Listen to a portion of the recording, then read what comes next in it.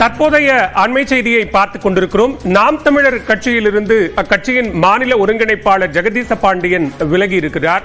பல்வேறு குற்றச்சாட்டுக்களை கூறி அக்கட்சியிலிருந்து விலகி இருக்கக்கூடிய ஜெகதீச பாண்டியன் கட்சியின் தலைமை ஒருங்கிணைப்பாளர் சீமான் சர்வாதிகாரி போல செயல்படுகிறார் என்கிற குற்றச்சாட்டை முன்வைத்திருக்கிறார். நாம் தமிழர் கட்சிக்காக வசூலிக்கப்பட்ட நிதி முறையாக பயன்படுத்தப்படவில்லை என்றும் பெரியாரையும் பிரபாகரனையும் எதிரெதிராக நிறுத்துவது சங் பரிவார் கும்பலின் சதித்திட்டம் என்றும் ஜெகதீச பாண்டியன் குறிப்பிட்டிருக்கிறார். அதேபோன்று பிரபாகரன் குடும்பத்தினரை மரியாதை குறைவாக சீமான் பேசுவதாகவும் சில குற்றச்சாட்டுக்களை முன்வைத்து மாநில ஒருங்கிணைப்பாளர் பொறுப்பிலிருந்தும் அக்கட்சியிலிருந்தும் ஜெகதீச பாண்டியன் விலகியிருக்கிறார்.